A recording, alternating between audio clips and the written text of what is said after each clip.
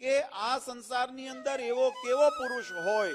સામાન્ય રીતે એવું દેખાય કે જ્યારે જીવાત્માના કર્મ ઉપર, એના કાર્યો ઉપર શું શું અસર કરે, તો કે દેશ, કાળ, ક્રિયા, સંગ આ જીવાત્માના વિચારો ઉપર અને એને કાર્યો પર અસર કરે. તમે જો જેવા વાતાવરણમાં ઉછર્યા હો ને એવી પ્રકૃતિ થવા માંડે. તમે જેવા સંગમાં હો ને એવી પ્રકૃતિ થવા માંડે. જેવા વિચારોની વચ્ચે તમે ઉછર્યા હો ને એવી પ્રકૃતિ વિચારો તમારા એવા ઢળવા માંડે. કોઈ વ્યસનીનો, કેમ શાસ્ત્રમાં લખ્યું કુસંગીનો સંગ ન કરવો, વ્યસનીનો સંગ ન કરવો, અધર્મીનો સંગ ન કરવો, એનો પરછાયો ન લેવો, એવો વિમુખનો પરછાયો ન લેવો, એવો શાસ્ત્રમાં મત બતાવ્યો. શા માટે? કારણ કે એના સંગમાં જવાથી, એના પરછાયાની અંદર આવવાથી, એના યોગમાં આવવાથી એના જે સ્પંદનો છે એ પ્રભાવ આપણા ઉપર પડે છે. અને એમાં જો આત્મનિષ્ઠા દ્રઢ ન હોય, જો પોતાની સ્થિતિ દ્રઢ ન હોય તો અવશ્ય એની અસર પડે. ખાલી પાત્ર હોય અને એની અંદર પછી પાણી વરસાદ પડતું હોય તો પાત્ર ધીમે ધીમે ટીપે ટીપે કરીને ભરી નાખે. જો ભરેલું હોય તો બહુ વાંધો ન આવે, તો છલકીને બહાર નીકળી જાય. પણ જો ખાલી હોય તેની અંદર, એમ આપણી જ્યારે આત્મનિષ્ઠાની કમી હોય, આપણી સમજણ ન હોય, શક્તિ ન હોય, મહારાજે એટલા માટે વચનામૃતમાં બહુ સાવધાન કીધું. એવી સ્થિતિ તો સ્થિત પ્રજ્ઞ જે જીવાત્મા સિદ્ધ દશાને પામેલા હોય એની પણ એવી સ્થિતિ ઘણી વખત નથી રહેતી. માટે અમારા આશ્રિતોએ ખબરદાર થઈને પોતાના ધર્મની અંદર રહેવું, પંચવર્તમાનની અંદર રહેવું, ભગવાનની ભક્તિના મહાત્માના અતિરેકની અંદર એમ ન વિચારવું ભગવાન મળ્યા એટલે હવે કંઈ પાળવાની જરૂર નથી, હવે કંઈ માનવાની જરૂર નથી, ભગવાનનું નામ લેશો એટલે કલ્યાણ થઈ જશે, એવો અતિરેક ન કરવો. ભગવાનની ભક્તિ કરતા થતા ધર્મનું પાલન કરવું અને ધર્મના પાલનની સાથે પોતાના વર્તમાનનું પણ અનુસંધાન રાખવું કે જેથી કરીને ધર્મ મર્યાદા ન ચૂકાય.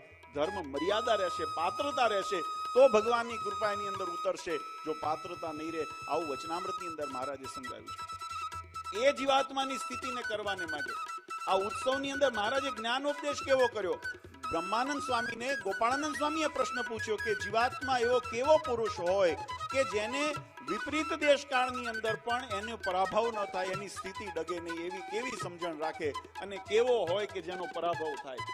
જો દેશ, કાળ, ક્રિયાસંગ વિપરીતમાં રહે, સારા મળે. અત્યારે સત્સંગમાં બેઠા છીએ તો ભગવાનની વાતો થતી હોય, ભક્તિની વાતો થતી હોય, જ્ઞાનની વાતો થતી હોય, નિષ્ઠાની વાતો થતી હોય, નિશ્ચયની પક્ષની વાતો થતી હોય તો આપણને બધાને ઉભરો આવે કે અમારે પણ આવી ખબરદાર આવે થઈને અમારે સત્સંગ કરી લેવો છે.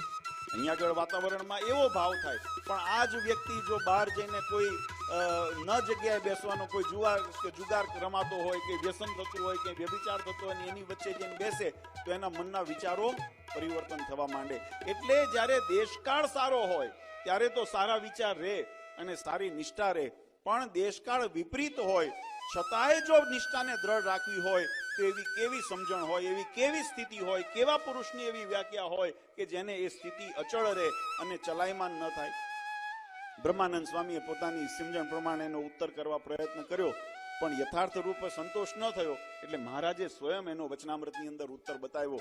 મહારાજ કે જ્યારે જીવાત્મા પોતાના નાડી પ્રાણને સંકેલીને નિર્વિકલ્પ સ્થિતિને પામીને ભગવાનના ચરણની અંદર પોતાની વૃત્તિને જ્યારે સ્થિર કરે, ભગવાનના બળે કરીને જીવાત્મા આ સંસારની અંદર માયાથી બચવા કોઈ સક્ષમ નથી. આ વાત નિર્વિવાદ છે. મહારાજે સ્પષ્ટ લખ્યું, માયાથી કોઈ બચવા સમર્થ નથી.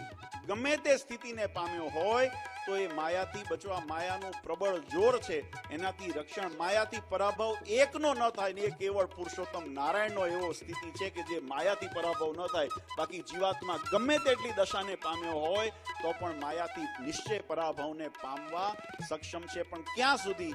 મહારાજે બહુ સુંદર વાત લખી. મહારાજ કે એ દેહાભિમાનની અંદર જ્યાં સુધી હોય, પોતાના એને ઉતારી, મહારાજ કે એના દેહાભિમાનની અંદર જ્યાં સુધી, હુંપણાની અંદર, અહંકારની અંદર જ્યાં સુધી જીવાત્મા રહ્યો છે, પોતાનાની અંદર સ્થિત છે, વ્યક્તિગત જ્યારે પોતે જીવ પોતાના અહંકારની અંદર સ્થિત છે ત્યાં સુધી એ માયાથી પરાભવ થવાની શક્યતા છે. અહીંયા બ્રહ્માદિ શિવાદિના દ્રષ્ટાંતો પણ મહારાજે દીધા.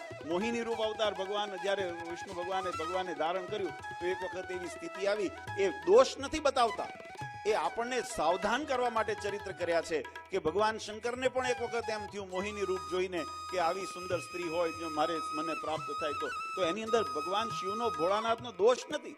એ જગતને સાવધાન કરવા માટે કે જ્યારે દેહભાવની અંદર જીવાત્મા આવી જાય છે, દેહાભિમાનની અંદર આવે છે, એ અહંકારની અંદર જ્યારે જીવાત્મા આવે છે ત્યારે ભગવાનથી છેટો જતો રહે છે અને ત્યારે એનો નિશ્ચય માયાનો પ્રભાવ એના ઉપર પડે છે અને પરાભવને પામે છે। એનાથી રક્ષણ કરવું હોય તો કઈ સ્થિતિ કરવી? તો કે નિર્વિકલ્પ જ સ્થિતિ થાય જીવાત્માની, જેનો કોઈ વિકલ્પ નથી, જેનો કોઈ પર્યાય નથી, એના સિવાય બીજો કોઈ માધ્યમ નથી। એવી સ્થિતિ કેવી રીતે? તો કે નાડી પ્રાણને સંકેલીને ભગવાનની અંદર નિરોધ કરે, ભગવાનની અંદર એને પ્રેરી દે। તો નાડી પ્રાણ ક્યાંથી સંકેલવાની? તો નાડી જે જગતના વિષયો છે એમાંથી ઇન્દ્રિયોને સંકોચિત કરી, ઇન્દ્રિયોમાંથી અંતર કરીએ અને પરમાત્માના સ્વરૂપની અંદર જ્યારે એની અંદર એની પોરવીએ, એવી સ્થિતિને પામીને ભગવાનના એક તમને દ્રષ્ટાંત આપણે ઘણી વખત કથાની અંદર આવે છે કે નદી હોય, તળાવ હોય, મહારાજે પણ આ વાત લખી કે કોઈ સારો તરવૈયો હોય તો એ નદી નાળું હોય તો તરી જાય, મોટી નદી હોય તો કદાચ તરાપાનો સહારો લઈને તરે, અને જ્યારે મોટા મહાસમુદ્રને તરવું હોય તો કદાચ તરતા આવડતું હોય તોય ભલે, ન આવડતું હોય તોય ભલે, એને તો મોટા વહાણની જરૂર પડે। અને ભગવાનના આશ્રયરૂપી વહાણ જો પ્રાપ્ત થાય ત્યારે માત્ર સાધને કરીને, તરાપે કરીને મહાસાગર તરાય નહીં। એમ ભવસાગર તરવાની જ્યારે વાત આવે ત્યારે ભગવાનના આશ્રયરૂપી વહાણની જરૂર પડે। એ આશ્રય જ્યારે જીવાત્મા દ્રઢ કરે, આશ્રયના બળે આપણે ઘણી વખત સંતો કથામાં દ્રષ્ટાંત આપતા હોય કે લાકડું હોય, એ લાકડું પાણી ઉપર તરતું હોય, ખીલ્લી હોય, એ ખીલ્લી ગમે તેટલી હોય પણ એ તરવા સક્ષમ નથી। એને જ્યારે લાકડાનો યોગ થાય તો લાકડાના યોગે કરીને તરી જાય પાણીની અંદર। એમ જીવાત્મા પામર છે, માયાના બંધનની અંદર, આવરણની અંદર, દેહાભિમાનની અંદર, જ્યાં સુધી આત્મ સ્વરૂપની અંદર એટલે કે પોતાની સ્થિતિને જ્યારે સંસારના વિષયોની અંદર જ્યારે પોરવીને રાખતો હોય ત્યારે માયાનું પ્રબળ જોર એને સંસારમાં ડૂબાડવા પ્રયત્ન કરે, પણ એમાંથી પરાભવ ન પામવો હોય અને ભગવાનના ધામની પ્રાપ્તિ કરવી હોય તો કેવી સ્થિતિ કરવી? તો કે પોતાની નાડી પ્રાણને, ચિત્તોને જે એની અંદરથી સંસારના વિષય વાસનામાંથી સંકેલી, ઇન્દ્રિયોને પાછી વાળી અને ભગવાનની અંદર પોરવવી, એવી રીતે જે સ્થિતિ કરે ત્યારે મહારાજ કે કદાચ ગમે તેવો પામર જીવાત્મા હોય પણ ભગવાનના આશ્રયનું બળ હોય ને તો એ સંસાર તરી જાય।